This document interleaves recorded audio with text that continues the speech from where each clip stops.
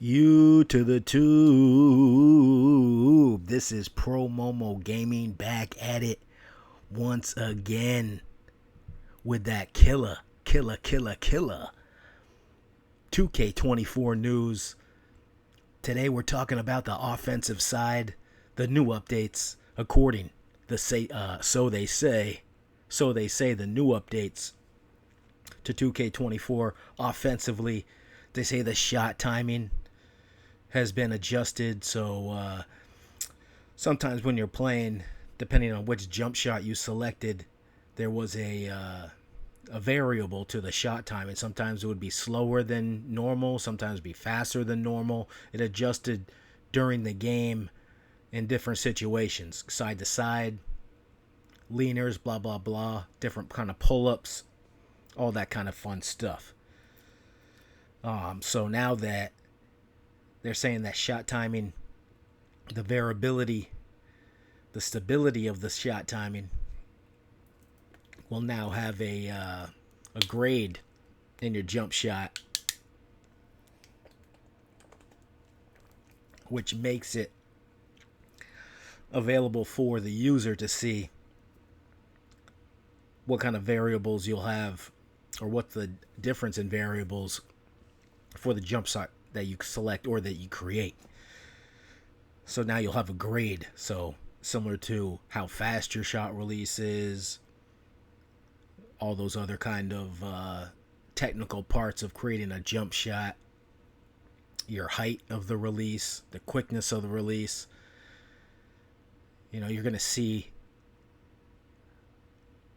the variability, the stability of your shot has a grade now. So hopefully that will fix some things for some of the shooters out there that were having some problems, or just regular players not understanding why their shot timing is different doing certain things, which during the course of a game it's going to be. Sometimes the three-pointer you're going to be a little bit quicker, especially when someone's closing out on you. You're going to have to release it quicker to adjust for the contest of a jump shot. And they also changed this year, visual cues will now be what you release for on your jump shot. Normally, it's every jump shot has its own release point. Now you're able to change which part of the jump shot you want to be the release point for you. So sometimes it'll be your the jump of the shooter off the ground when the release is. You can change it to the set point of the jump shot, or you can change it to the release where some players give that nice little flick of the wrist, finger spread, nothing but net. You'll be able to change that, so they say. We'll see how that works out in the game when it releases. Still don't have a lot of info. They're just putting out trailers of dumb shit, which really doesn't make a difference in the game. When it comes down to aesthetics, at the end of the day, it's how the game plays. What the game allows, what it doesn't allow. Are we talking about real basketball finally with this pro play? We'll get into that in the next video about the new pro play. Obviously the trailer's already dropped, so you can check that out. But are we going to have canned animations? Going to be hard to get out of canned animations if they have pro play. We're going to have to find all that out once the game is released. And we're right around the corner with that, 2 weeks. And we still don't have, a lot of technical info. We're getting a lot of nonsense out here.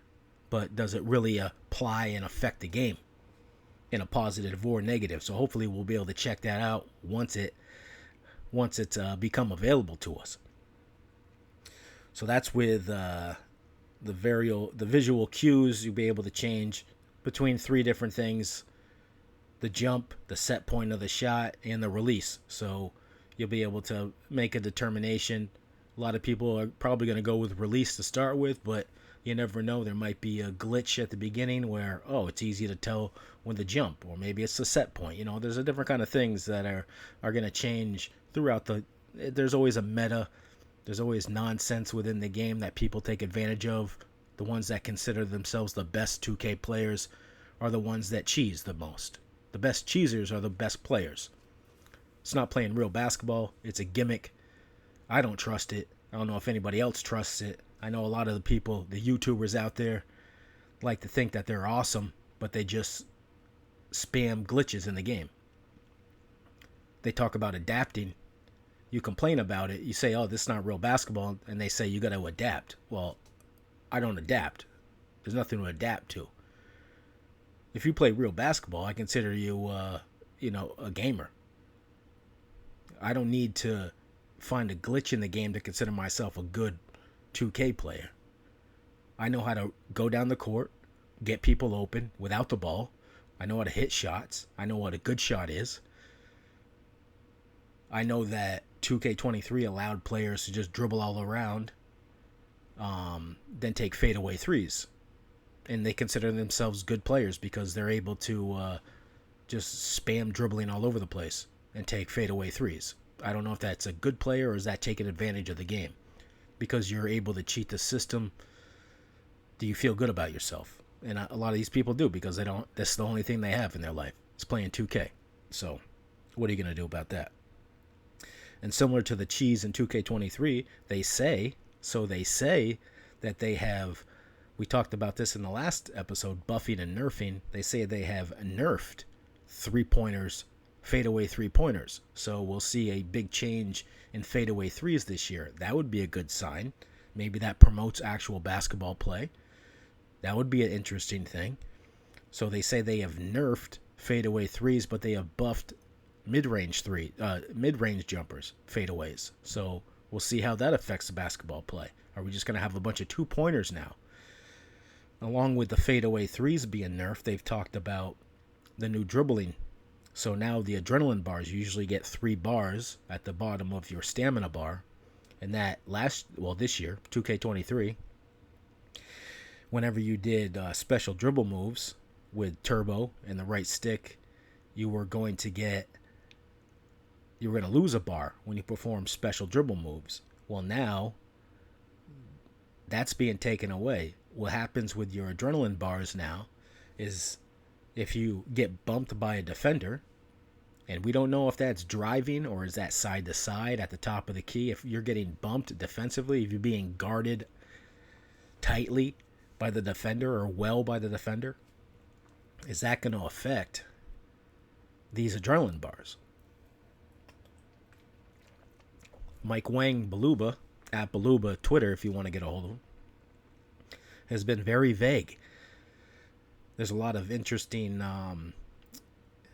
sentence creation, wording that makes it difficult to understand where the bumps are and what bumps will cause these adrenaline bars to diminish. Now, the adrenaline bars are going to take away from the ability to make shots offensively for that player. So if you're dribbling around all the time, your speed and your acceleration will stay the same, but the adrenaline bars for you as a dribbler or an offensive player will affect your shooting.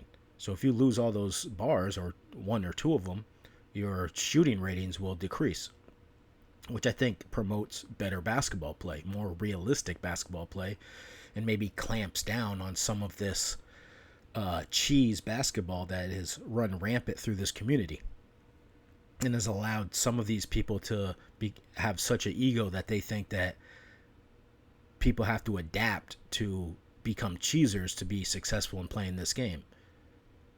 I see it a completely different way because I'm a grown adult, not a child, and I understand that, real basketball is what we're out here to play. I'm not here to play NBA Jam.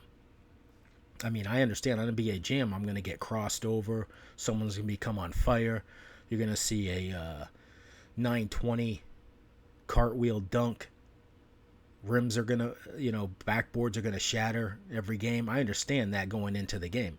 But if I'm playing in a rec center 5-on-5 in probably the closest replica of, basketball, pickup basketball, I shouldn't see people going side to side with just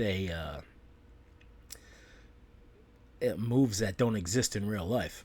Now, you may see TikTok videos of people doing this, but that's playing one-on-one, and that's playing being set up by somebody. If I see somebody doing moves that are happening in the rec center or in the park on 2K23, if someone was standing in front of me doing that, the ball would be going down the other way, guaranteed.